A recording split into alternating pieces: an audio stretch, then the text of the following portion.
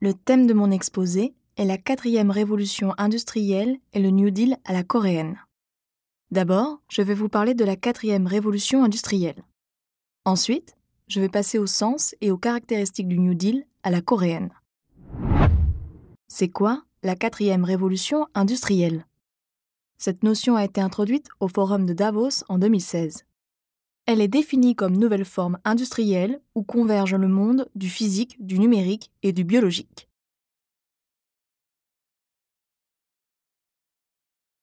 La première révolution industrielle a eu lieu au XVIIIe siècle. Les installations de production mécanique basées sur la machine à vapeur ou de l'eau ont été introduites. La deuxième révolution industrielle s'est déroulée entre le XIXe siècle et le début du XXe, où la production de masse a été rendue possible avec l'invention de l'électricité. La troisième révolution industrielle a commencé à la fin du XXe siècle. C'était une ère de la révolution des TIC avec le développement de l'ordinateur. Alors, dans quel monde vivons-nous aujourd'hui? C'est l'ère de la 4e révolution industrielle. Il s'agit de la convergence entre les systèmes numériques tels que l'intelligence, l'information, l'IA, le big data, ainsi que l'IoT et les industries conventionnelles qui devient une nouvelle forme de développement. Alors, quelles sont les différences entre la 3e et la 4e révolution alors que les deux partagent un même facteur qui est la numérisation? On pourrait distinguer les deux révolutions avec deux questions. Jusqu'à quel point est-elle liée à la vie humaine? À quelle vitesse le développement se produit-il? Il a fallu 75 ans pour la diffusion du téléphone auprès de 100 millions de personnes dans le monde. Mais, dans les cas des réseaux sociaux, il n'a fallu que 2 ans. Et pour Pokémon Go, seulement 1 mois. Cela nous montre bien la vitesse inédite du développement technologique.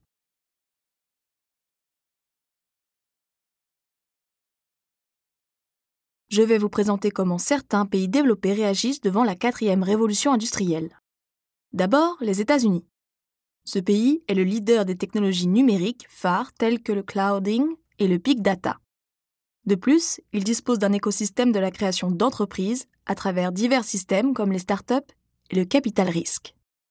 GE est l'une des entreprises américaines qui dirige la scène numérique. Grâce à sa technologie de capteurs, GE a appliqué les réseaux large bande à la gestion intelligente des installations aéronautiques et ferroviaires, ainsi que des centrales électriques. Par ailleurs, l'Allemagne a fait la déclaration High Technology 2020. Et l'usine intelligente a ainsi donné une nouvelle image représentative à ce pays. Cette déclaration gouvernementale a pour but de promouvoir l'industrie manufacturière intelligente, et le pays cherche aussi à rester compétitif dans ce domaine par le développement de l'industrie de plateforme. Ensuite, la robotique pour le Japon. Comme la société japonaise est vieillissante, l'utilisation de la robotique dans les domaines de fabrication et de santé est de plus en plus répandue. Je vais parler encore en détail du cas de GE. GE a investi $1 milliard pour développer Predix. Développé par l'industrie numérique, Predix est une plateforme de logiciels sur la base de cloud. Il permet de collecter de manière stable les données des équipements comme moteurs à réaction, turbines à gaz et scanners MRI, etc. De plus, ces fonctions sont constamment améliorées par l'analyse opérationnelle EA. La maintenance préventive des moteurs ou des appareils médicaux est aussi possible et il y a assez longtemps. En 2014, les bénéfices réalisés avec cette fonction ont représenté 42% du chiffre d'affaires total de GE. Il est maintenant difficile de dire que GE est une entreprise manufacturière simplement. On pourrait peut-être l'appeler une entreprise de logiciels, tenant compte de sa part croissante dans ses chiffres d'affaires.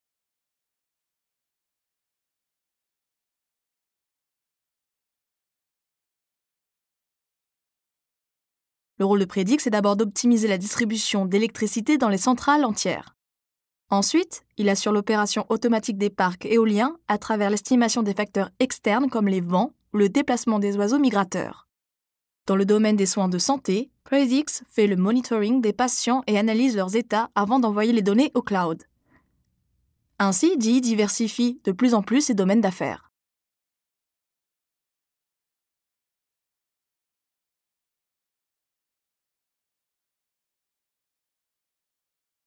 D'autres exemples sont Adidas et Nike. Jusqu'ici, leurs usines sont principalement situées en Asie. Mais en plus de l'augmentation des coûts de transport, la main-d'œuvre dans cette région devient de plus en plus chère. Par conséquent, les deux entreprises se tournent vers l'usine intelligente.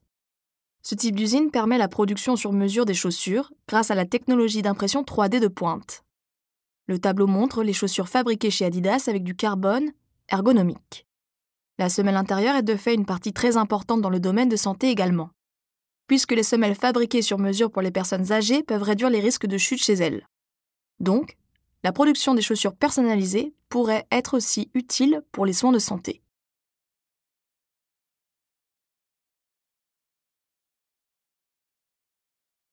Maintenant, je vais vous parler de Speed Factory, une usine d'Adidas. À cause de l'augmentation des coûts de transport et de main-d'œuvre, Adidas a décidé de retirer des usines en Asie et d'ouvrir Smart Factory avec les robots. Et seulement quelques managers. Smart Factory était d'autant plus significative qu'elle se trouvait aux États-Unis où la marque est née. Son objectif en 2017 était de produire 50 000 paires de chaussures par an. Aujourd'hui, Smart Factory fabrique 1300 paires de chaussures personnalisées par jour avec l'imprimante 3D. Les technologies les plus primordiales pour Adidas sont actuellement l'impression 3D et sa propre méthode de fabrication.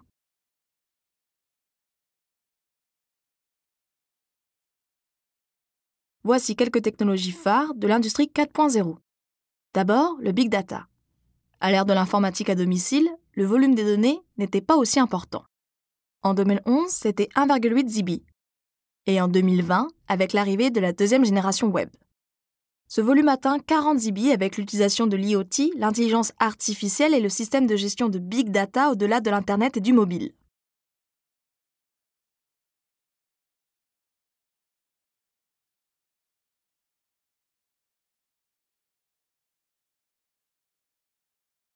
Ce courant, à partir de l'ère de l'ordinateur jusqu'à celle de Smart, en passant par l'Internet et du mobile, demande beaucoup de changements, surtout en matière de TIC.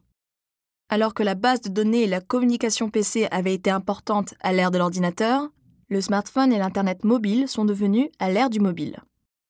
Et avec l'avènement de l'ère intelligente, le Big Data, le PC de génération future et l'IoT sont devenus essentiels. Maintenant, la vision clé du développement est TIC Everywhere.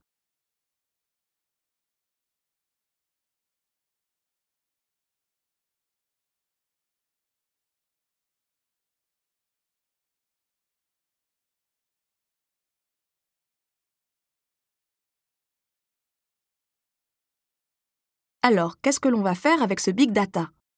On dit que la révolution politique commence par la révolution de données. Par exemple, la direction des impôts des États-Unis a développé un système préventif contre l'évasion fiscale et la fraude pour converger les TIC et le Big Data. Ce système analyse des actions antérieures des contribuables et détecte des comportements frauduleux. De plus, à travers l'analyse du réseau, il assure une surveillance constante des retardataires intentionnels. Et à notre grande surprise, il a réussi à minimiser les omissions et les remboursements des impôts de 345 milliards de dollars.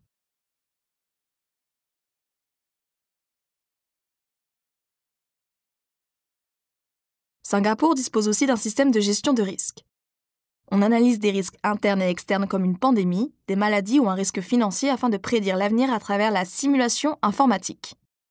En cas de problème, le système connecte plus de 1800 centres dans tout le pays pour offrir les services nécessaires.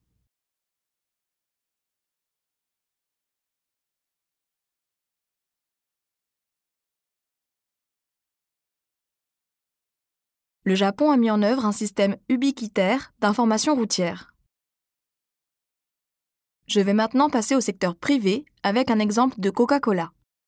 De fait, Coca-Cola est l'une des marques les plus puissantes dans le monde. Elle est aussi l'une des entreprises les plus innovantes qui reste compétitive constamment grâce à sa stratégie de marketing basée sur l'analyse sociale. Elle analyse des phénomènes sociaux à travers Twitter, Facebook, etc. Les résultats d'analyse sont ensuite pris en considération pour prendre des décisions en marketing. Ainsi, Coca-Cola maintient son image de marque et maximise les profits grâce à l'analyse de la valeur.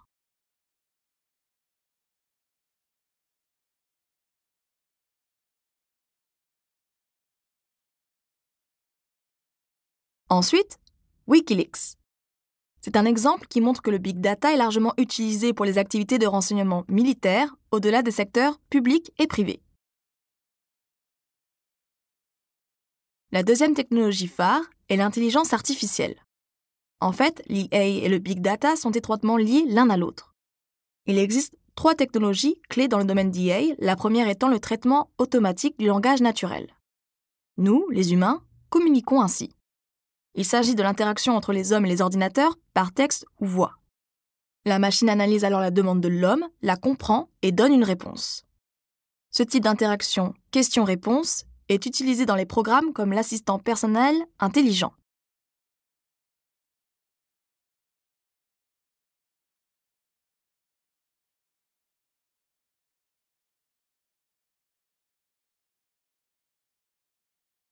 La deuxième technologie est la reconnaissance des formes. Par exemple, on peut distinguer des cellules touchées par le cancer sur l'image médicale scannée pour comprendre l'état de santé. C'est-à-dire, en se basant sur les données déjà accumulées, le système peut maintenant reconnaître des formes atypiques et typiques concernant le cancer.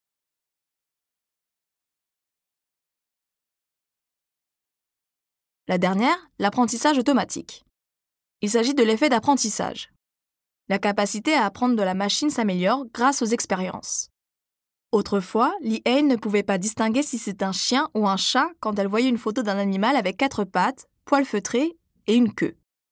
Mais après avoir accumulé des expériences suffisantes, l'IA peut maintenant les distinguer d'un seul coup. Les fameux Watson DBM et AlphaGo de Google en sont des exemples. Watson est connu pour avoir gagné contre le champion de quiz pendant une émission. Mais il est aussi utilisé dans le domaine de la santé, surtout pour le traitement du cancer du poumon. Et AlphaGo est aussi très connu, surtout en Corée du Sud. Parce que cette IA a fait un match de Go contre le champion coréen Lee Sedol, qui est le seul homme qui l'a battu lors de ses 74 jeux officiels. Le jeu de Go consiste à placer à tour de rôle des pierres, respectivement noires et blanches, sur les intersections d'un tablier quadrillé. Le nombre de coups est énorme. Mais AlphaGo prend en considération tous les cas grâce à l'apprentissage automatique avant de jouer un coup de victoire. Incroyable, non? Comme Watson, AlphaGo est aussi utilisé dans les soins de santé. Son algorithme peut distinguer les tumeurs malignes et bénignes, tout en contribuant à son tour au développement de technologies médicales de pointe.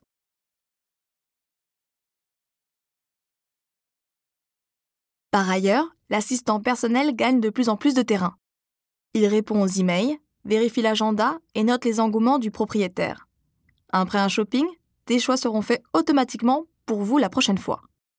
L'ordinateur propose des choses auxquelles je m'intéressais en se basant sur les données cumulées.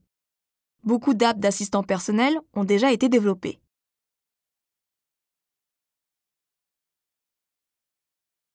Je vais maintenant passer à la FinTech.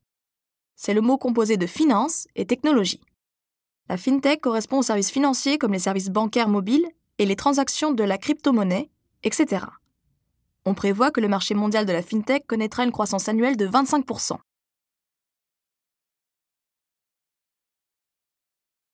Sur une plateforme de FinTech, toutes les transactions financières se réalisent en ligne, quel que soit l'appareil utilisé. La question de la sécurité est donc très importante. La biométrie, qui est la reconnaissance des données biométriques comme l'iris, la voix ou l'empreinte digitale, est déjà utilisée. Et pour améliorer le niveau de sécurité et la commodité des consommateurs, la reconnaissance du visage est aussi en développement, ainsi que la gestion à distance des transactions P2P basées sur le blockchain.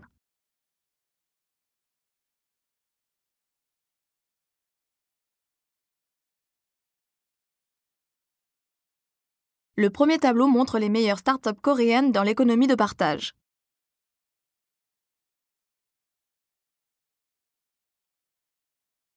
Le deuxième concerne les startups dans le domaine de la FinTech.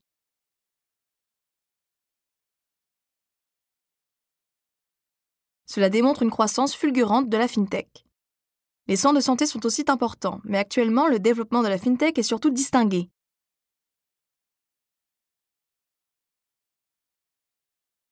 Le tableau suivant montre les secteurs qui devraient grandir à l'avenir. Ici, les soins de santé se classent au premier rang, puisque la société coréenne est vieillissante de manière inévitable. Le vieillissement de la population étant un enjeu majeur, les soins de santé devraient gagner plus de terrain. La FinTech se classe au deuxième rang, après e-commerce, technologie éducative, technologie alimentaire, etc.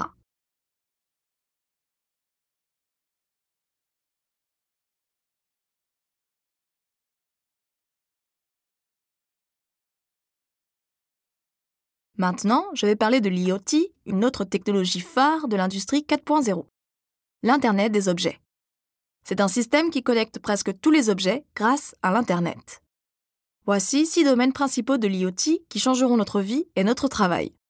Au premier, le produit baptisé Nest dans le domaine maison et bureau. Après avoir pris l'agenda et le mode de vie des clients, Nest analyse les données et assure la gestion mobile de l'environnement. Par exemple, Nest peut prédire quand le client rentre à la maison et allume le chauffage ou la climatisation à l'avance. Les coûts d'électricité peuvent être aussi réduits grâce à cette fonction.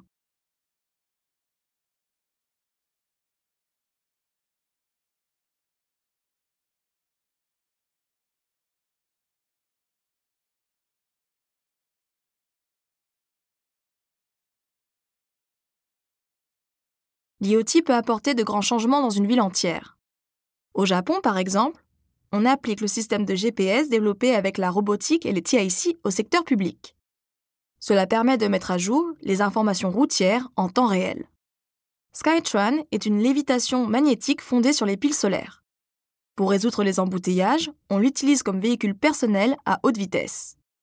On peut l'appeler par smartphone et il vient nous emmener.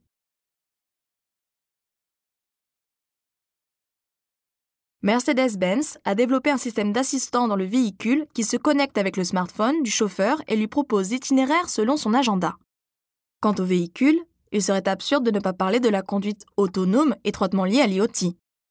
Audi, Tesla, BMW, Mercedes, tous investissent actuellement une somme colossale pour le développement de cette technologie. Il y a au total 5 niveaux de conduite autonome, mais on dit qu'au stade actuel, la commercialisation serait possible jusqu'au niveau 3 ou 4. Car le niveau 5 implique une conduite autonome totale. Même si ce n'est plus une histoire de futur. Freightliner a appliqué la conduite autonome aux camions au lieu des voitures. Ils roulent donc sur l'autoroute, pas à l'intérieur d'une ville. Le test du déroulement étant déjà achevé, les camions se déplacent maintenant dans le Nevada. Cela veut dire que le transport de marchandises pourrait se réaliser par la conduite autonome.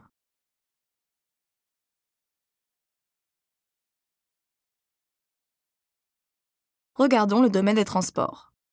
J'ai mentionné les capteurs de GE. De ce fait, on installe une centaine de capteurs sur un avion.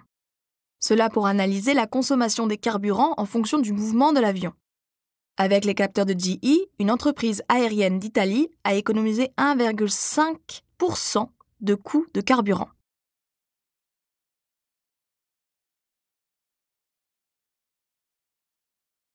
De même, l'entreprise Cisco a installé les capteurs sur les voies ferrées pour résoudre le problème dès que possible en cas d'endommagement. Ainsi, 1,3 million d'heures consacrées aux inspections des voies ont été réduites. C'est le système de traitement centralisé qui assure l'analyse de l'état et envoie un signal en cas de panne.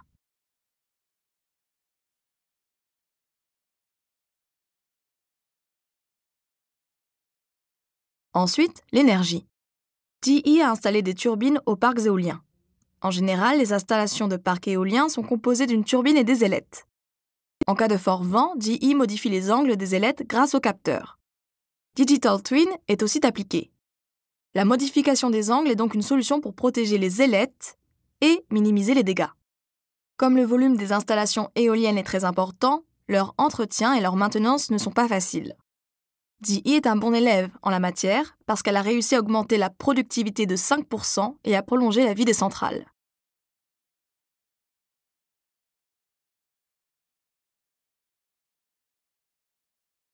Le domaine agricole.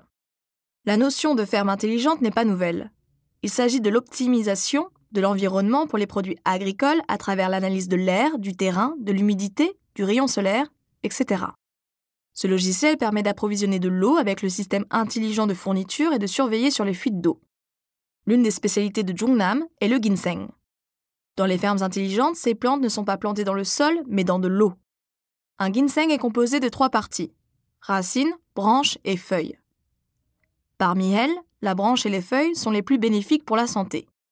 Mais ce sont aussi des parties les plus vulnérables aux insectes. Donc, en général, on ne prend que la racine. Par contre, dans le cas des ginseng cultivés dans une ferme intelligente, on peut les manger en tout. Alors, on aurait aussi besoin du système intelligent de fourniture de l'eau pour la culture hydroponique de ginseng. Ces divers exemples nous montrent que l'IoT n'est pas une technologie complexe et loin de nous, mais celle qui est déjà entrée dans notre vie et dans notre travail.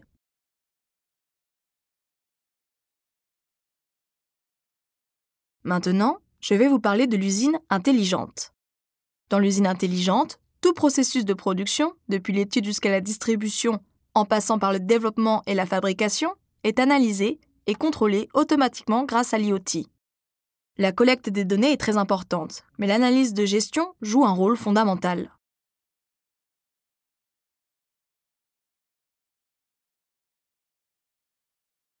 Il existe 3 technologies indispensables pour l'usine intelligente. D'abord, le traitement du big data. Il faut les données. Ensuite, la production automatisée. Ce sont des robots qui fabriquent des choses. Et les services connectés. Les données elles-mêmes n'ont pas de sens. Les réseaux de données doivent être construits pour une gestion plus efficace.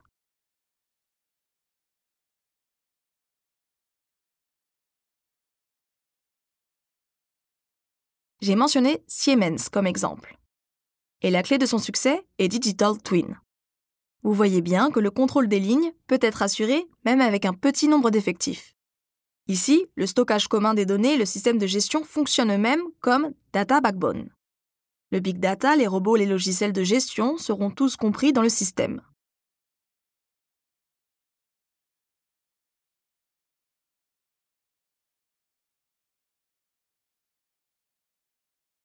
Cheongnam Technopark mène aussi des projets sur l'usine intelligente. Pour élargir le volume de soutien, nous avons créé le Centre innovant de la production intelligente en 2019. Et nous avons promis de préparer des solutions pour l'usine intelligente en tenant compte des différentes lignes de fabrication chez les 500 PME d'ici 2021. Au stade actuel, nous nous concentrons sur l'implantation du modèle de la phase 1 au lieu d'un système complet dont je viens de parler. Nous cherchons d'abord à introduire et faire installer les logiciels tels que ERP, MES et CAP avant d'intégrer les technologies de phase 2 ou 3 comme la robotique.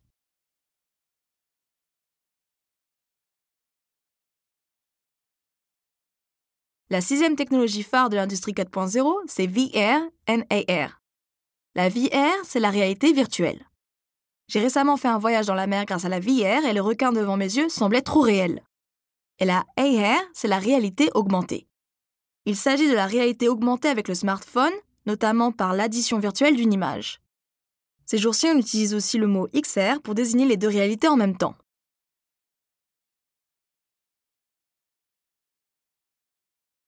Alors, quels sont les domaines affectés ? Pokémon Go, déjà très connu. On capture des monstres dans la rue grâce à l'AR, n'est-ce pas ? La carte numérique Google est comprise dans ce jeu. Et la VR nous permet d'essayer des sports extrêmes. Avec une vidéo immersive, on peut faire des expériences virtuelles pleines d'enthousiasme.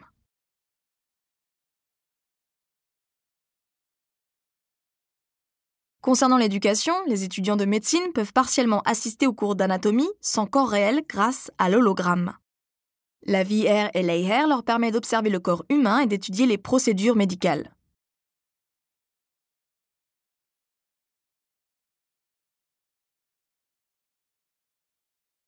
Et c'est une fonction nécessaire pour ceux qui ont de la difficulté à faire un choix comme moi. Par une modélisation, on peut positionner les meubles et simuler une décoration d'intérieur dans la VR. Maintenant, je vais passer à la prochaine partie de mon exposé, le New Deal à la coréenne. Je crois que vous êtes tous au courant de sa notion. C'est l'une des citations de Roosevelt. La seule chose que nous avons à craindre est la crainte elle-même. Malgré son âge de moins de 40 ans, le président Roosevelt a dû utiliser le fauteuil roulant à cause de sa maladie. Son mandat a commencé à la fin des années 1920, lorsque l'ombre de la Grande Dépression régnait aux États-Unis. L'état d'urgence économique a été déclaré. En 1932, le PIB a chuté de 56% par rapport à 1929. Le nombre de chômeurs a atteint 13 millions.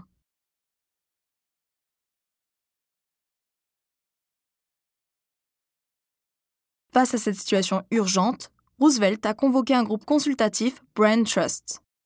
Et il a proposé la politique du New Deal pour relancer à tout prix l'économie américaine. Cette politique a été adoptée entre 1933 et 1938. Et on divise cette période en deux. Le premier New Deal, qui s'est déroulé en 1933 et 1934, s'est concentré sur le rétablissement économique et la lutte contre la pauvreté. Le deuxième, entre 1935 et 1938, a mis l'accent sur la réforme structurelle.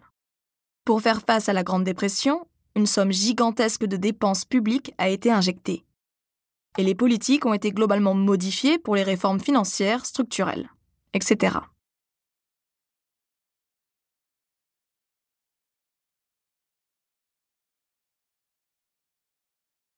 On parle souvent des 3 R de New Deal, Relief, Recovery and Reform. Donc, réparation, reprise et réforme.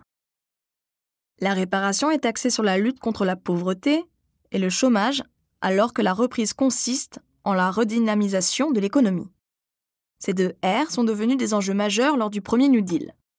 Pendant le deuxième New Deal, les réformes ont été réalisées pour prévenir la répétition de la crise. Je parle d'abord du New Deal américain avant le cas de Corée pour souligner l'importance de la réforme fondamentale de système au-delà des questions budgétaires au niveau national. La première action lors du premier New Deal était la création de la loi bancaire. Il fallait normaliser la banque qui injectait du sang dans l'économie. Il fallait donc créer une loi concernant la banque. L'Agricultural Adjustment Act a été aussi créé pour préserver les revenus des ménages agricoles. Cette loi a eu pour but de contrôler les prix des produits agricoles contre l'inflation. Le deuxième New Deal s'est concentré plus sur les droits de l'employé, étant donné que la base de protection sociale avait été mise en place.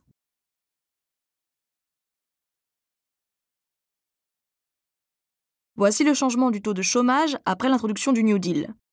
Comme je l'ai déjà dit, ces politiques se sont déroulées entre 1933 et 1938. En 1941, le taux de chômage était inférieur à 10%. On pourrait dire que les politiques New Deal étaient efficaces. Alors, qu'est-ce que c'est le New Deal à la coréenne? Et pourquoi on en a besoin? Avec la prolongation du Covid-19, une crise économique est arrivée. Nous avons donc pensé à la réforme de système industriel et politique pour réagir rapidement à la transition numérique qui est le New Deal à la coréenne. Notre objectif, promouvoir le développement local et national avec de nouvelles stratégies à la coréenne qui correspondent à la nouvelle vague industrielle.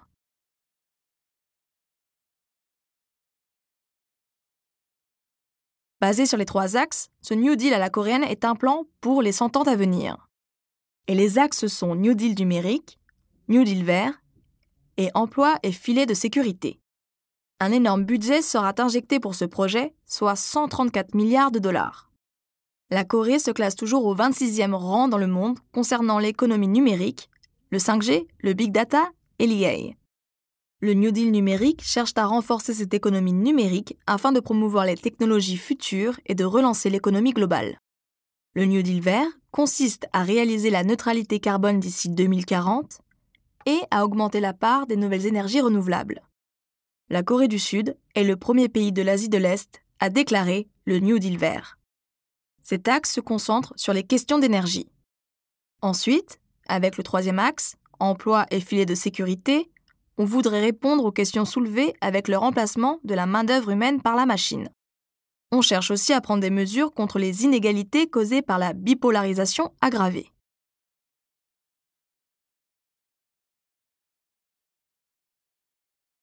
Je vais d'abord parler du New Deal numérique en détail. Le mot DNA ne signifie pas l'ADN ici, mais c'est un acronyme de Digital Network and AI. Le ministère des Sciences prévoit d'introduire la 5G dans le secteur public dans le cadre du New Deal numérique.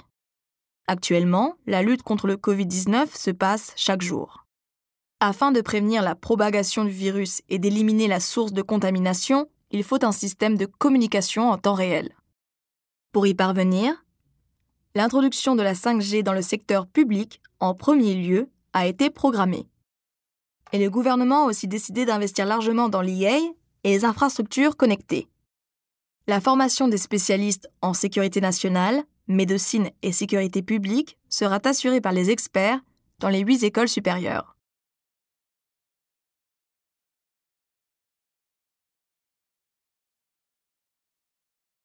Quant à Cheongdam Technopark, nous gérons une école spéciale DNA désignée par le gouvernement et menons un projet baptisé ECT Innovation Square. Nous soutenons la création des startups ainsi que le développement et la commercialisation des logiciels. Nous offrons aussi la formation technologique pour répondre à l'objectif du gouvernement pour former les talents adaptés au New Deal numérique.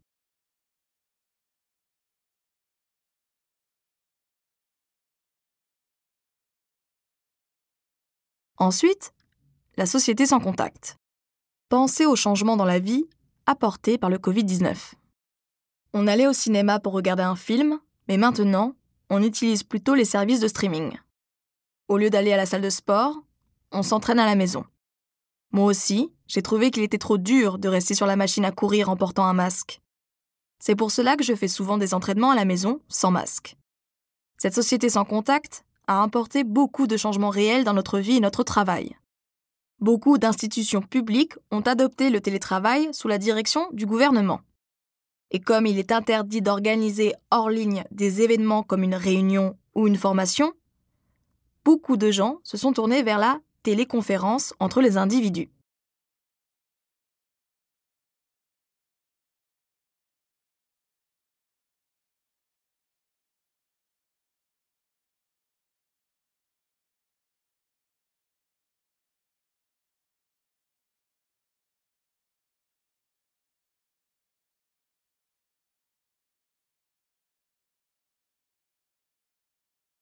Les employés d'une entreprise de jeux en ligne mènent un travail à distance chaque mercredi et ils en sont très satisfaits. SK Telecom, une société de télécommunications, a aussi adopté le télétravail pour que les employés puissent choisir leur lieu de travail afin d'éviter un rassemblement. Baemin est une application mobile très connue en Corée. Actuellement, on ne peut pas aller au restaurant. Alors, on se fait livrer tout. Et avec tous les coupons distribués, de plus en plus de gens utilisent les services de livraison. En seulement 5 mois après son lancement, les services ont été utilisés 2 millions de fois.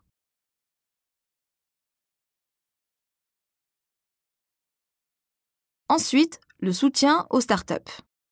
Cheongnam Technopark, à travers son centre de business pour les startups individuelles, se concentre sur 18 entreprises chaque année.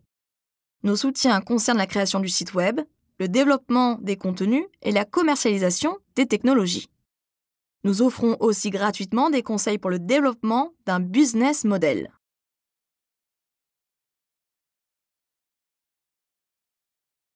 Grâce à nos soutiens, l'entreprise DL a adopté le système d'usine intelligente pour la culture des champignons Ganoderma.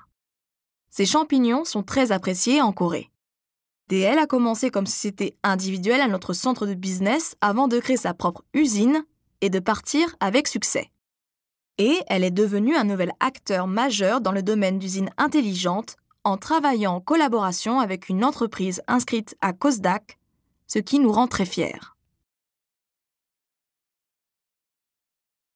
Je vais maintenant passer au New Deal vert. Le New Deal vert se concentre sur les questions de l'énergie.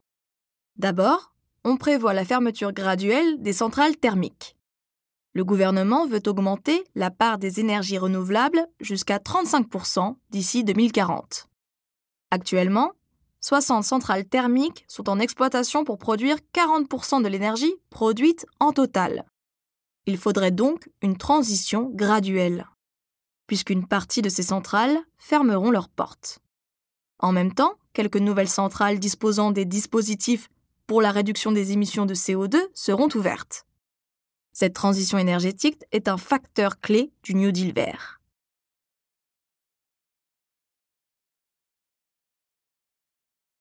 « 50% des centrales thermiques dans tout le pays, soit 30 centrales, se trouvent dans la région de Cheongnam. Et 25% de gaz à effet de serre sont émis dans cette région. Face à cette situation, le gouverneur de Cheongnam a présenté une politique de la décarbonisation qui consiste en la fermeture progressive des centrales.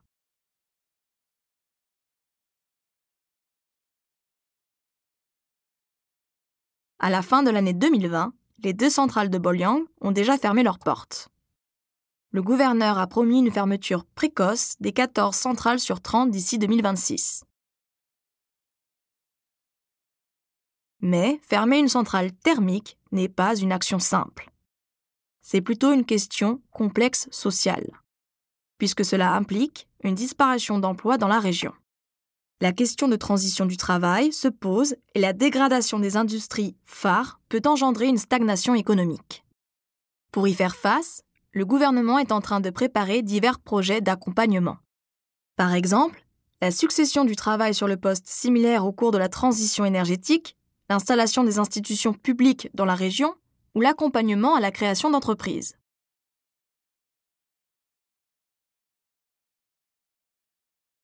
Ensuite, les énergies renouvelables. La région de Cheongnam a déclaré sa vision de la transition énergétique à l'horizon 2050. Cela consiste à atteindre le but de 50% des parts des énergies renouvelables telles que le rayon solaire, l'éolien, etc. Pour réaliser cette vision, plusieurs projets sont actuellement en développement. P2G, Power to Gas, c'est la conversion d'électricité en gaz. Il s'agit de la transformation de l'électricité en hydrogène par électrolyse d'eau de mer. Et l'hydrogène ainsi produite peut être utilisé à nouveau comme source d'énergie. Concernant les piles secondaires, comme son fabricant majeur Samsung est basé à Cheongnam, nous prévoyons la réforme globale de l'industrie par l'élargissement des produits jusqu'aux piles mobiles ou aux piles adaptées aux véhicules électriques.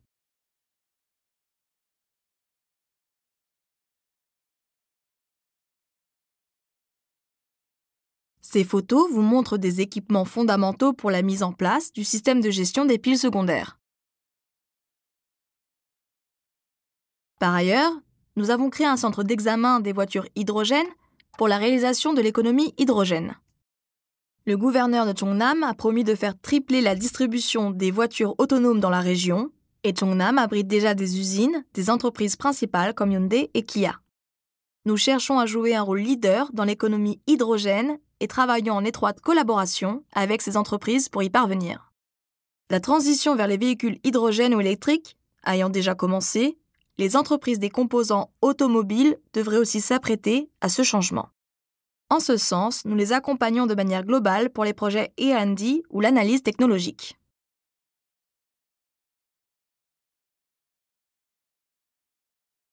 Le dernier axe, c'est le filet de sécurité sociale. De ce fait, le rôle des technoparcs est très limité dans ce domaine. Mais le gouvernement a promis d'investir 24 000 milliards de won d'ici 2025 pour créer des emplois.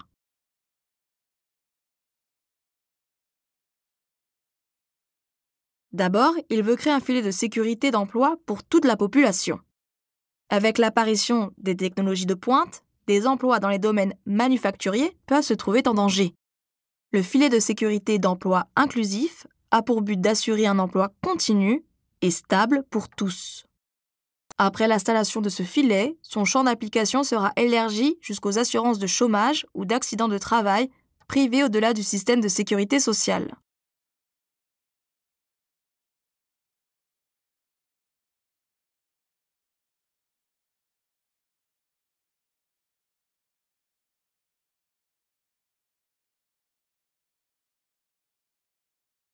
Beaucoup de gens ont perdu leur travail à cause du Covid-19.